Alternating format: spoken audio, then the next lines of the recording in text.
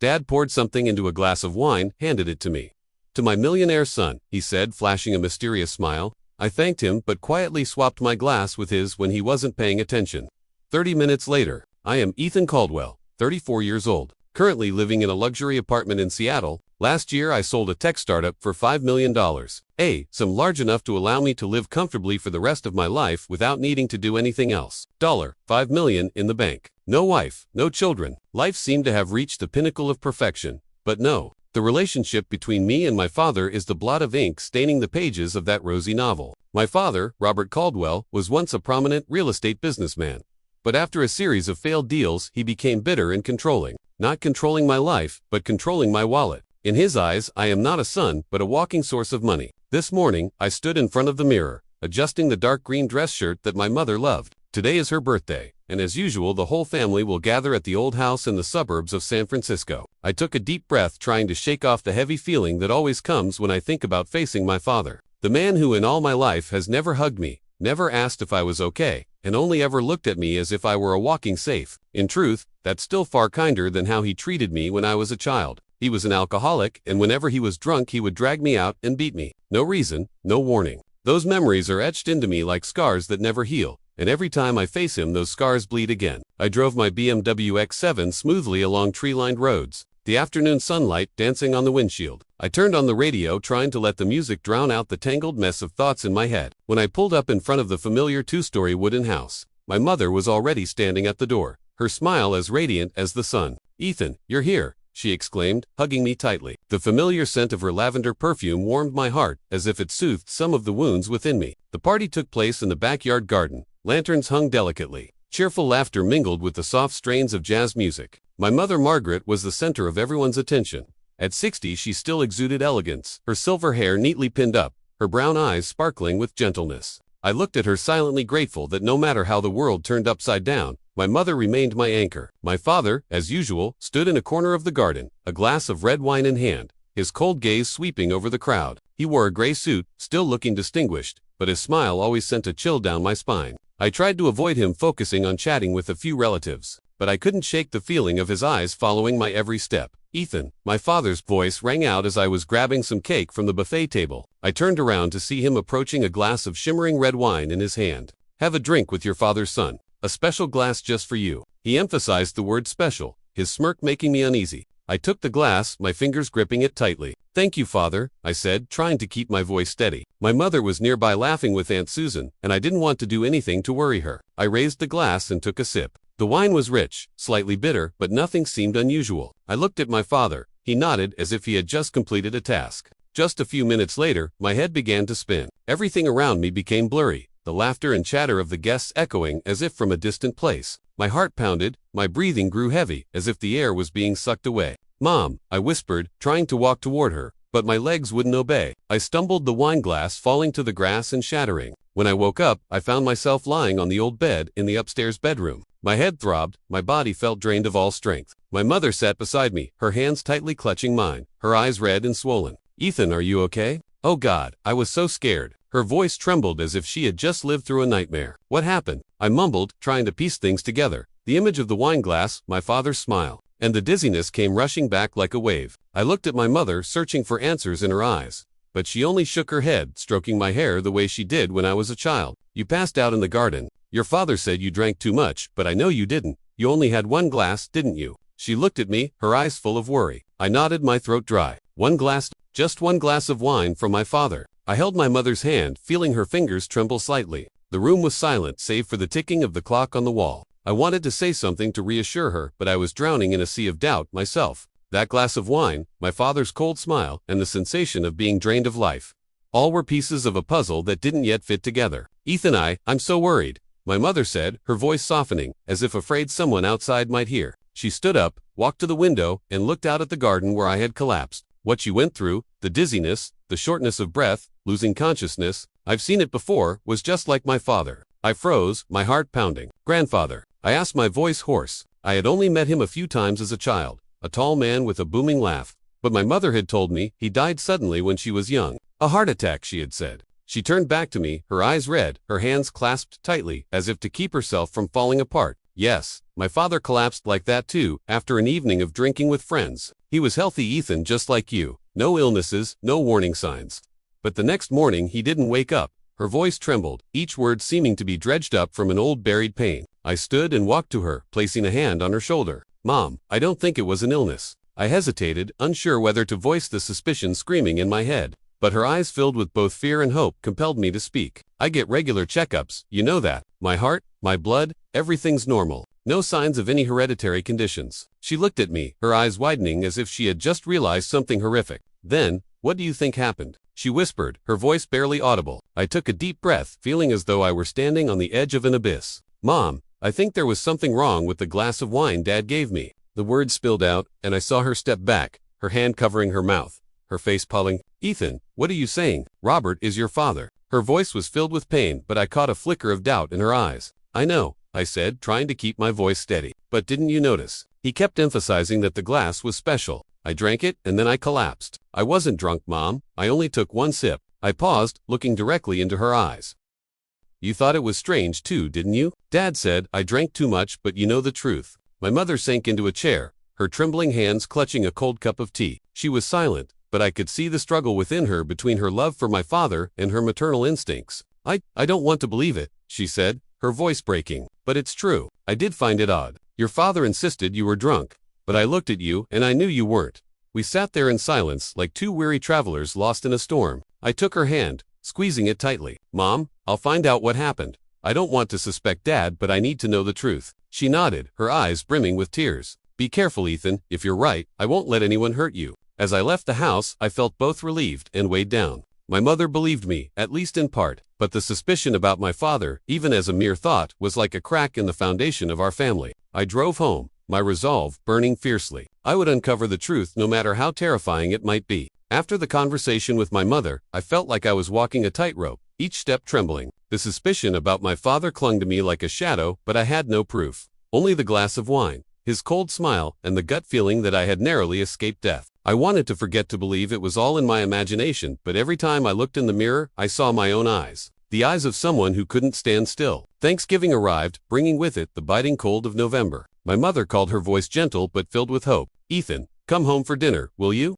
Just one evening. I wanted to refuse to stay far away from the house, now shrouded in darkness, but I couldn't bear to disappoint her. I'll come, I said, though my heart felt heavy as lead. The old house appeared under the glow of dusk, the light from the windows spilling out like small flames. I stepped inside, the smell of roasted turkey and pumpkin pie filling the air, but it did nothing to warm me. My mother hugged me, her smile still radiant, but I saw the worry hidden in her eyes. My father sat at the head of the dining table, a glass of red wine in hand, his gray suit impeccably pressed. He looked at me, his smirk sharp as a blade. Ethan, are you feeling all right? After that, fall in the garden. His voice was even, but I could hear the mockery in it. I sat across from him, forcing a calm expression. I'm fine, Father, thank you. But my hands clenched under the table, my nails digging into my palms. My mother bustled about bringing out dishes, her chatter with Aunt Susan filling the air. But my focus was solely on my father. His gaze followed me like a predator stalking its prey. When the main course was served, my father stood, raising his glass. To family, to Thanksgiving, he said, his eyes locked on mine. He handed me a glass of red wine, its color glinting under the candlelight like fresh blood.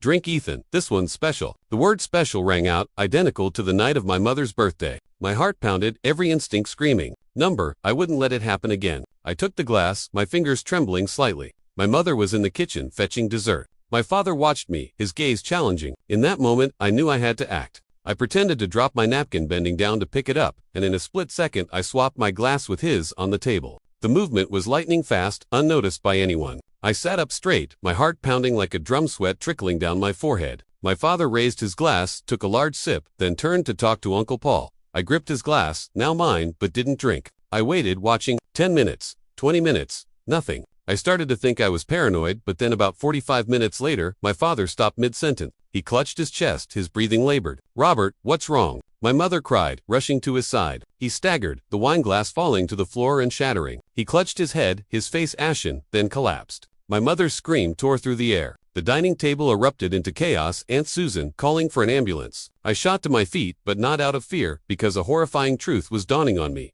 Dizziness, shortness of breath, fainting, just like me on my mother's birthday. Just like my grandfather, as my mother had described. Call an ambulance now. I shouted, but my eyes stayed fixed on my father. He lay on the floor, his breathing faint, his glassy eyes staring at me. In that moment, I saw a flicker of panic in his gaze, as if he knew what he had just drunk. The ambulance arrived and the paramedics took him away. My mother sobbed, clutching my hand. "Ethan, what's happening? Why is this happening?" I hugged her, but my mind was reeling. If I hadn't swapped the glasses, I would be the one lying there. The thought hit me like a knife. "Mom, I need to take a sample of the wine from that glass," I whispered. She looked at me, her eyes filled with horror, but she nodded. I knew she was thinking what I was thinking. When everyone left, I quietly collected a sample of the wine left in my father's glass, the one meant for me. I poured it into a small vial and tucked it into my pocket. That night, I didn't sleep. The image of my father collapsing his eyes in the red wine haunted me. I was right. My father had tried to kill me, and now I would prove it. The days following Thanksgiving, I lived like a fugitive,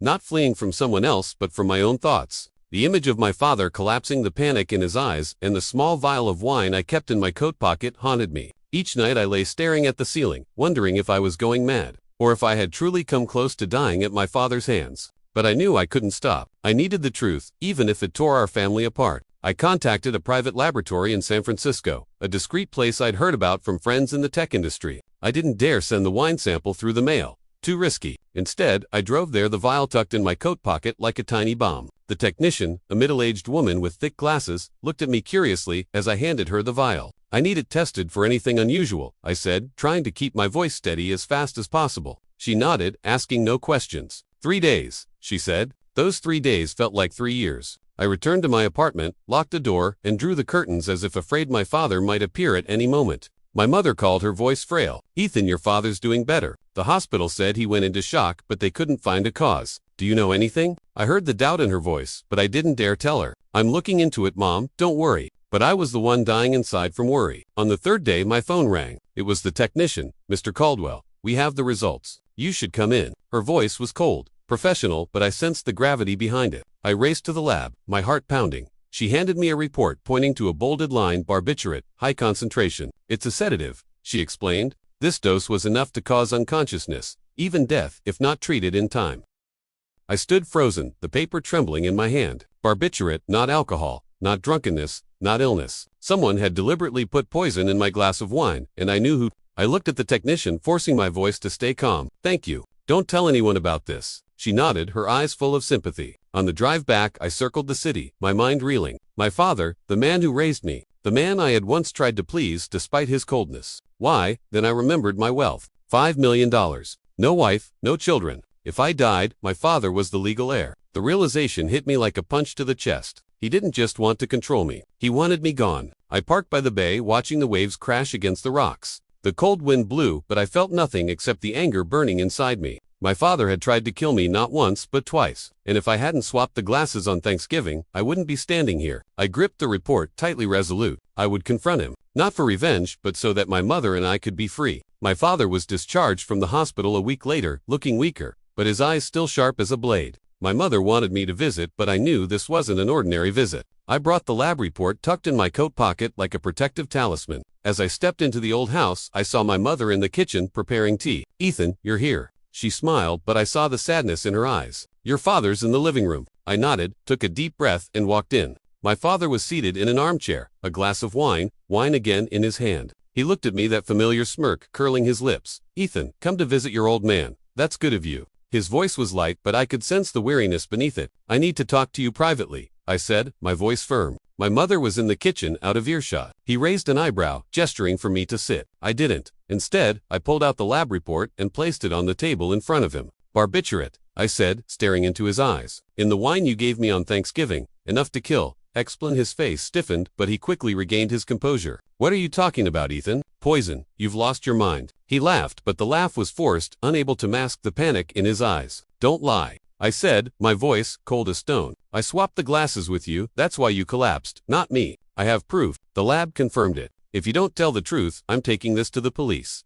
Silence. Only the ticking of the clock and my father's heavy breathing filled the room. Then, like a wall crumbling, he slumped, his hands covering his face. "Ethan, forgive me," he whispered, his voice breaking. I only meant to knock you out. I was going to 4J will take your money. I'm in too much debt, Ethan." I had no way out. I stood there looking at the man who was once my father, now just a desperate shell. His confession cut like a knife, but strangely I didn't feel anger. Only sadness, deep and heavy. "Why, Dad?" I asked, my voice hoarse. "I'm your son." He didn't answer, only bowed his head, tears streaming down his cheeks. I thought of my mother, of the years she spent living with a man like him. I wanted to call the police to make him pay, but I knew it would destroy her. "I won't go to the police," I said, my voice trembling. "But from now on, stay away from me, and don't ever touch Mom." I turned and walked away, leaving him in the cold room. As I stepped out, I saw my mother standing at the door, her eyes red. She had heard everything. I hugged her, feeling her body tremble. "Ethan," she whispered but said nothing more. I knew from this moment everything would change forever.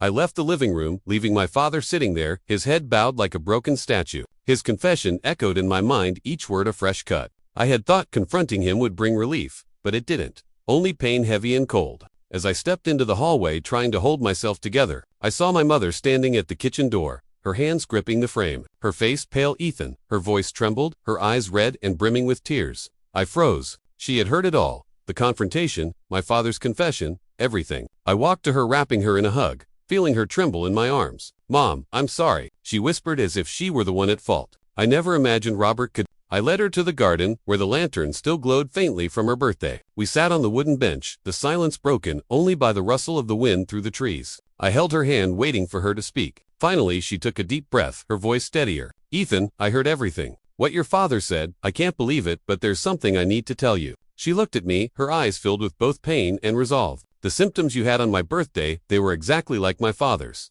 He collapsed too after an evening of drinking with Robert." She paused as if summoning the courage to continue. "My father died soon after. Everyone said it was a heart attack, but I always found it strange. He was healthy, no illnesses, and after he died, Robert inherited nearly all of my family's wealth." I felt my blood run cold. "You suspect Dad was involved in Grandpa's death?" I asked, my voice hoarse. She nodded, tears streaming down her cheeks. "I didn't want to think it, Ethan. I loved your father. I wanted to believe in him, but now I'm afraid I've been living with a monster." Her words were like a cold wind, stripping away any remaining illusions. I hugged her tighter, feeling her pain merge with mine. "Mom, if you're right, we need to find the truth," I said, my voice firm. "Not just for me, but for Grandpa and for you." She nodded, wiping her tears. "I'll help you, Ethan. No matter what happens, I want to know the truth." We sat there under the dim moonlight, mother and son, now allies in a battle neither of us could have foreseen. I knew the road ahead would be painful, but I was no longer afraid. With my mother by my side, I was ready to face anything. The day after my mother and I began our quest for the truth,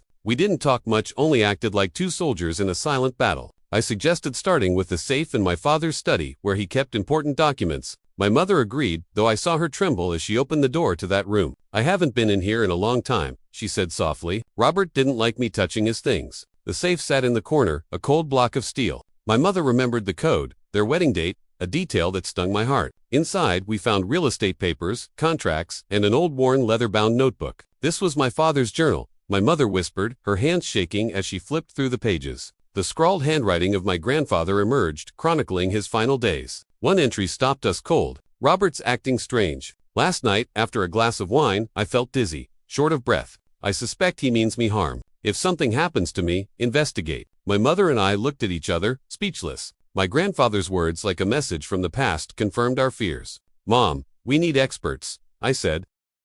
I contacted a private investigator, Mr. Harris, who had helped a friend in the lawsuit. I also called a lawyer, Anna, who specialized in criminal cases. Both agreed to meet with us. Harris suggested exhuming my grandfather's autopsy report. If there was poison, traces could still be found even after all these years, he said. With Anna's help, we obtained a court order. The exhumation process was slow, but the final results hit like a tidal wave. The autopsy report revealed that my grandfather had been poisoned with a sedative closely related to barbiturate. Not a heart attack, not natural causes. We dug deeper. Harris uncovered forged documents in my father's inheritance records, mismatched signatures, irregular transfer agreements. Each piece of evidence was a brick building a wall of guilt around my father. My mother sat beside me reading each document, her face growing harder. "I lived with him for over 30 years, she said, her voice breaking. "I knew nothing, Ethan." I took her hand. "It's not your fault. He deceived us both." But I saw a fire in her eyes. Not grief, but determination. She was no longer the submissive wife. She was a mother, a daughter seeking justice.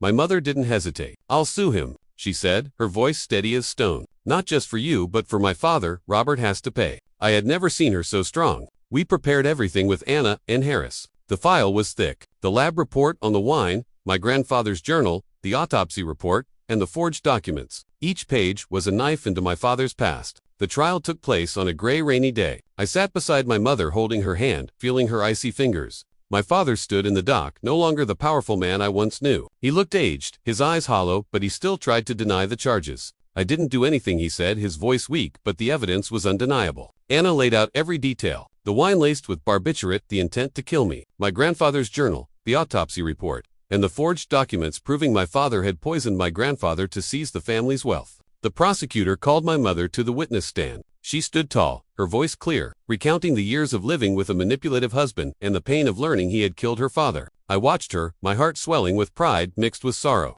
My father had no chance. The jury took only 2 hours to reach a verdict. Guilty, attempted murder for me, and first-degree murder for my grandfather. He was sentenced to life in prison without parole. As the police led him away, he turned to look at my mother and me, his eyes empty. I felt no triumph, only a void where our family once stood. After the trial, my mother moved in with me in San Francisco. The old house was sold away for us to close the door on the past. My mother found peace, free from my father's manipulation. She started gardening, tending to lavender blooms, and every afternoon we sat drinking tea, talking about simple things. I looked at her, seeing her smile return, though tinged with lingering sadness. "Are you okay, Mom?" I asked one day as the sunset bathed the garden in gold. She nodded, squeezing my hand. "I'm okay, Ethan. Justice has been served. My father can rest in peace, and you're safe. That's all I need." I found peace, too, though the scars from my father would never fully heal. I continued my work, but now I live for my mother, for the simple moments we shared. Under the sunset's glow, I knew we had emerged from the darkness together.